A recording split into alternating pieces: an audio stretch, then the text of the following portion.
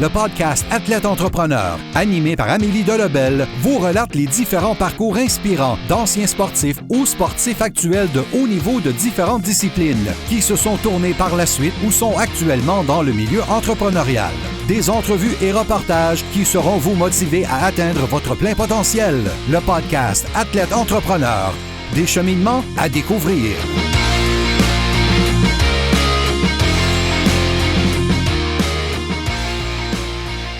Bonjour à tous, ici votre hôtesse Amélie Delebel et je suis très heureuse de vous accueillir sur mon podcast Athlète Entrepreneur pour cet épisode 071 sur des collations santé gourmandes avec Audrey Schink de NutriBox. Athlète Entrepreneur est un podcast qui a pour but de motiver les athlètes ou anciens athlètes qui souhaitent se lancer en affaires.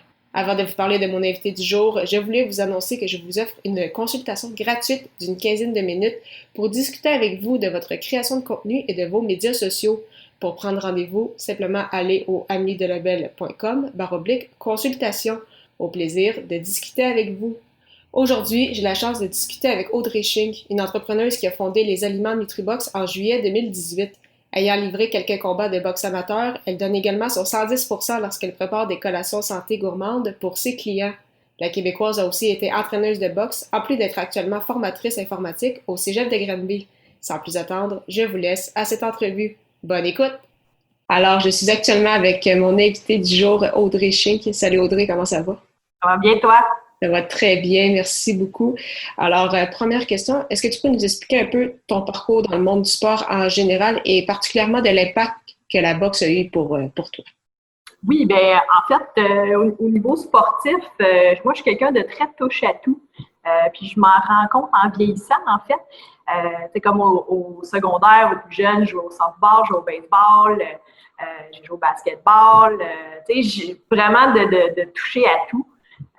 J'ai boxé, bien évidemment, compétitif. Puis là, je suis plus dans l'haltérophilie, la dynamophilie. Mais c'est ça, je me rends compte que je suis quelqu'un qui doit faire plusieurs types d'activités parce que si je me concentre vraiment sur quelque chose de très, très, très précis, comme justement juste boxer ou juste faire de l'entraînement en salle, je me tanne, je m'ennuie, je veux passer à autre chose. Puis, ben c'est ça, au niveau de la boxe, en fait, ça m'a donné une claque d'en face, ou un coup de poing, si on peut dire. Je me suis rendu compte que j'étais quelqu'un, ben je le savais déjà un peu, mais je me suis rendu compte que j'étais quelqu'un qui aime quand les choses sont planifiées, savoir d'avance, OK, on fait ça à telle heure et tout ça. À boxe, c'est absolument pas comme ça. Le combat peut être annulé 5 minutes avant que ça commence. Ton poids peut ne pas être adéquat au moment du combat et tout ça. Donc, ça m'a fait, comme je dis, une bonne claque d'en face de dire, bon, ben, faut apprendre un petit peu plus à lâcher prise. En date d'aujourd'hui, est-ce que je lâche prise à 100%? Non, mais au moins, je m'en rends compte. Fait que la boxe m'a au moins apporté ça, puis ben, c'est sûr qu'au niveau santé physique et tout ça, c'est incroyable. Là. Ça m'a apporté ça, puis ça m'a amené des nouvelles connaissances, des nouvelles façons de m'entraîner. Fait que ça a plein de bon. Justement, tu fais beaucoup de boxe, donc tu aimes le sport. C'est ce qui t'a motivé aussi à lancer ton entreprise, les aliments NutriBox, en juillet 2018. Et de base, tu travailles beaucoup dans le domaine informatique. Donc, d'où est-ce que tout ça est parti puis comment ça s'est déroulé? Où est-ce que tout ça a parti? Ça, c'est une bonne question. Pour être 100% honnête, je travaillais justement comme enseignante en informatique dans un collège. Puis dans le milieu public, c'est toujours un peu incertain quand tu n'as pas de permanent. Donc, est-ce que tu vas être renouvelé la session prochaine? Est-ce que tu ne seras pas renouvelé? On ne le sait jamais. Donc, les nouvelles étaient oui, non, oui, non, oui, non. Fait qu'un moment donné, je dis, ben là, je suis écœurée, puis ça fait des années que je dis que je veux partir à mon compte, que je tenais d'avoir un boss au-dessus de la tête.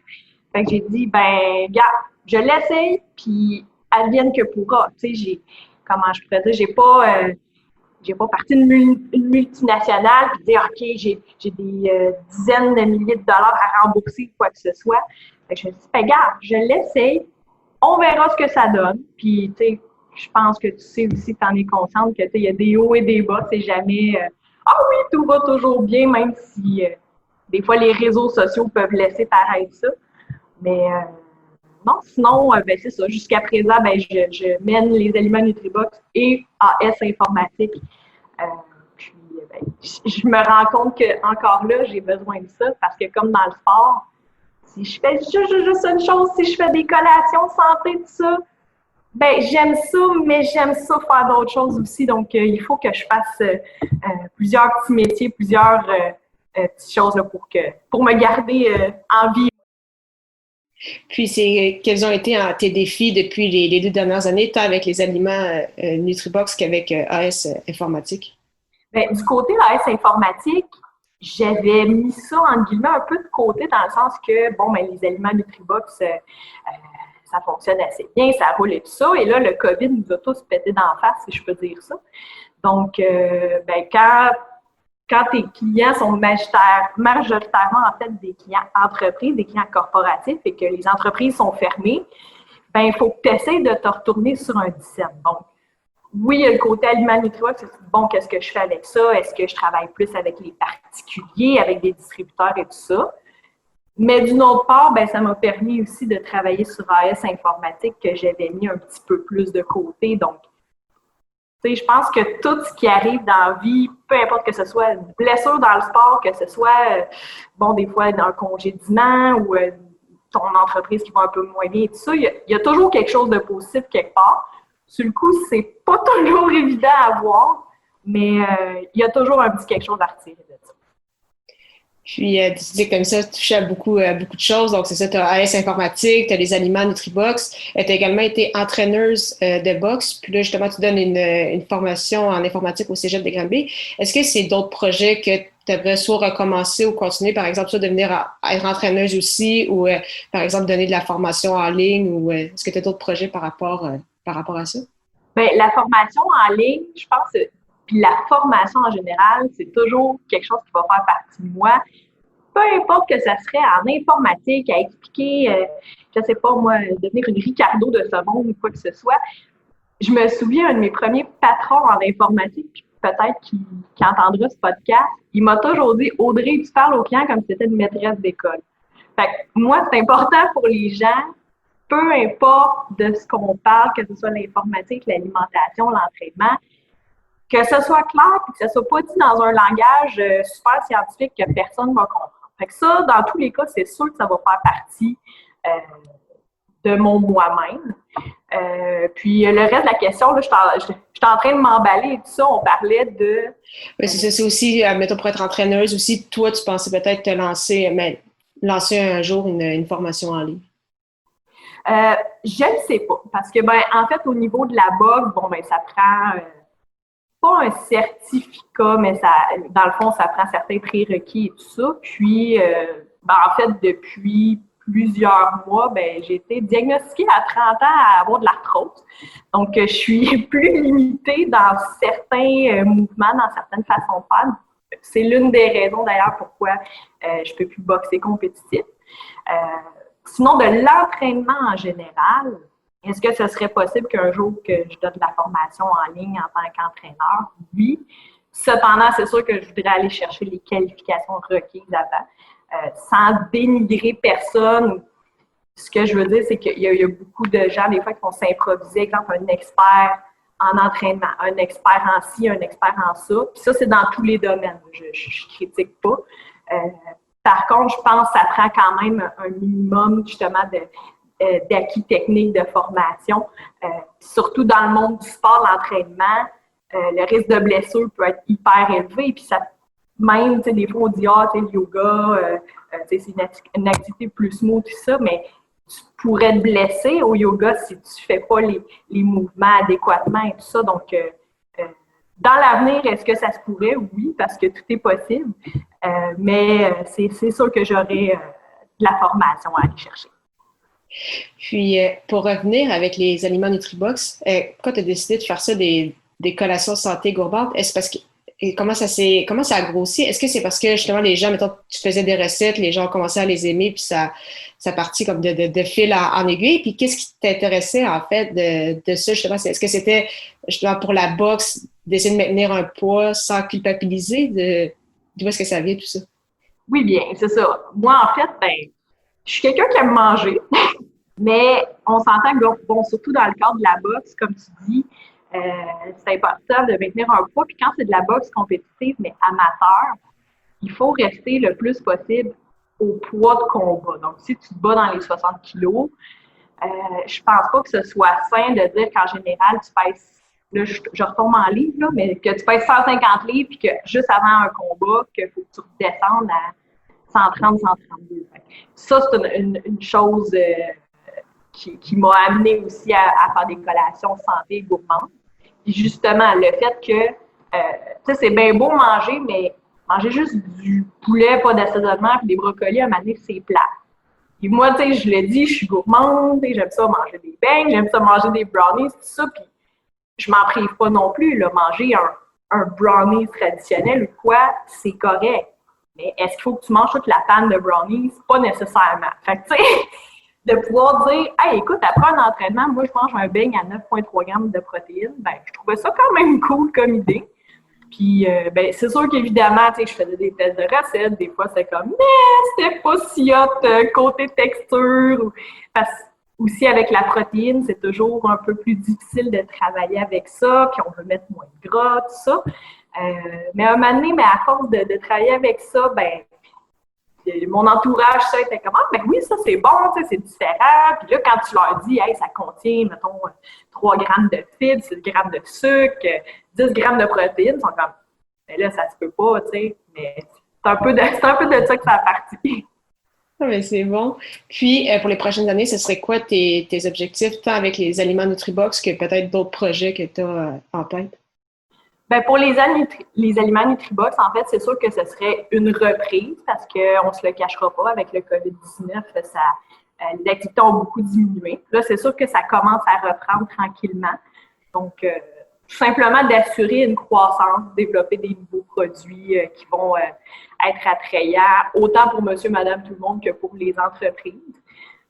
Essayer aussi peut-être de rendre ça un peu plus abordable. Je sais que les gens, dans tout ce qui est santé, ça va coûter plus cher. De la protéine, ça coûte plus cher. Du stevia, ça coûte plus cher.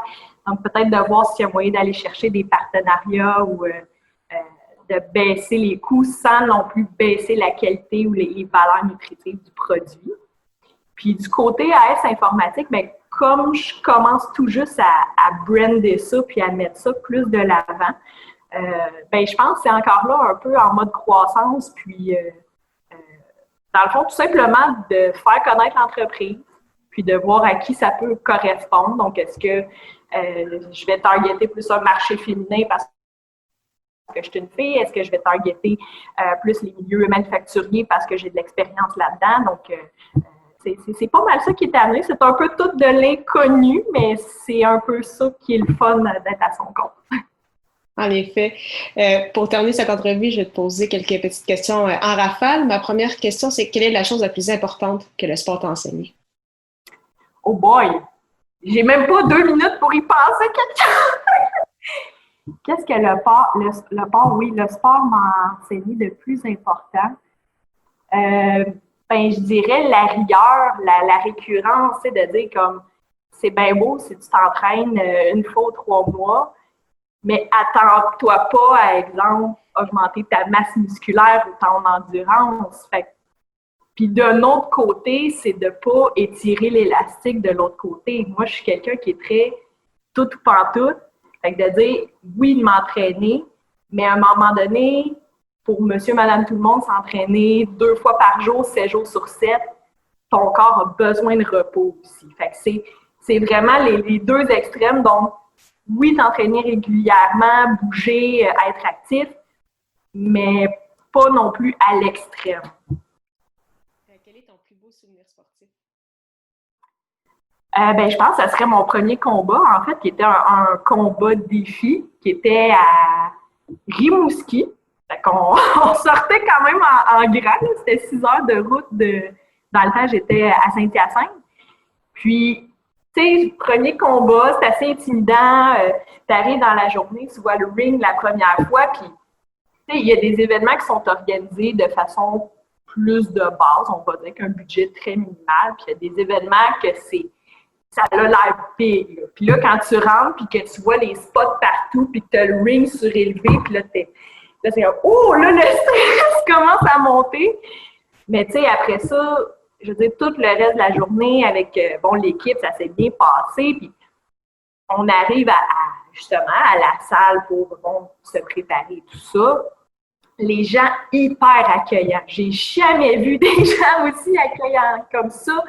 La barmaid arrive, elle dit « Hey, tu sais, pas parce qu'il faut se faire une tresse ou s'assurer que les cheveux ne soient pas dans le visage pour les filles. » La barmaid « Hey, je vais te faire une tresse, je suis coiffeuse aussi. » Je la connais même pas, elle me fait une belle tresse. Tout est parfait.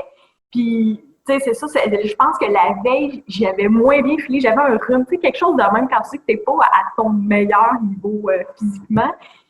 Mais le combat s'est super bien passé, puis vu que c'est un combat défi, puis je pense que mon adversaire, quand je pourrais dire, était aussi dans ses premiers combats. Oui, on se fait dessus, mais tu voyais que c'était dans le respect, tu sais, c'était pas « Hey, je veux t'arracher la tête, ma tabarouette », c'était vraiment comme « Hey, OK, on fait de la technique, on se pratique, oui, on donne des coups, mais ça l'a super bien été. » Fait que, tu sais, à la fin, c'est sûr que les deux gagnent dans un combat défi, si je peux dire ça comme ça. Mais à la fin, tu sais, les deux, on se prenait dans nos bras, félicitations, tu sais, c'était de la franche camaraderie, là, c'était pas « Hey, je vais aller péter à Margoulette dans le stationnement après. » Là. Fait que ce combat-là qui s'est passé à Rimouski, mon premier, c'est mon plus beau souvenir sportif. Puis, pour terminer, donc la dernière question, quel serait ton meilleur conseil pour un athlète ou un ancien athlète qui souhaite se lancer en affaires? C'est sûr que c'est comme un peu cliché, mais arrêtez de trop penser. Puis là, je dis un peu, faites ce que je dis, pas ce que je fais, parce que ça a pris au moins 3, 4, 5 ans avant que je me lance en affaires. Mais je pense que si tu as déjà en tête l'idée d'être à ton compte et tout ça, tu sais, oui, c'est sûr, il faut que tu penses à ton étude de marché, de voir si c'est quelque chose qui va fonctionner, tout ça. Tu sais, il y a un paquet d'affaires à penser, mais tout dépendant de ce que tu veux faire, essaye-le, tu sais, donne-toi, je sais, tu sais, comme moi, je me dis, regarde, je me laisse 3 ans. Si ça marche pas, tu sais, on rembourse ce qu'on a remboursé, puis c'est fini, mais il faut arrêter de dire, faudrait que. Puis je l'ai fait avec la boxe aussi, de dire, faudrait que, mais faites pas comme moi, puis dites pas, faudrait que. Pensez un peu à vos affaires, foncez, faites-le. Puis le pire des cas, peut-être que ça va marcher, peut-être que ça va pas fonctionner, mais au moins, vous allez pas vous dire « Gars, je l'ai essayé ». C'est pas avoir de regret de dire « Hey, j'aurais donc dû », puis là, t'es rendu à 90 ans. Puis... Fait que moi, c'est vraiment le conseil que je donne. Oui, de réfléchir un peu, mais pas trop, aller de l'avant. Puis là, c'est à la mode de dire ça, là, mais ça va bien aller. Mais merci beaucoup, Audrey, pour ton temps. C'était vraiment très, très apprécié. Merci à toi. Merci beaucoup encore une fois à Audrey Ching pour son temps et en souhaitant que vous ayez aimé ce 71e épisode officiel d'Athlète Entrepreneur. Pour écouter les dernières entrevues, rendez-vous sur mon site internet au amiedelobel.com/podcast. Je vous invite également à rejoindre le seul groupe Facebook d'athlètes entrepreneurs de la francophonie. Pour ce faire, simplement aller au amiedelobel.com/groupe et répondre à 3 petites questions. Si vous avez des questionnements, contactez-moi comme toujours via mes médias sociaux. J'y répondrai avec plaisir. Merci encore une fois pour votre confiance et à la semaine prochaine pour une autre entrevue.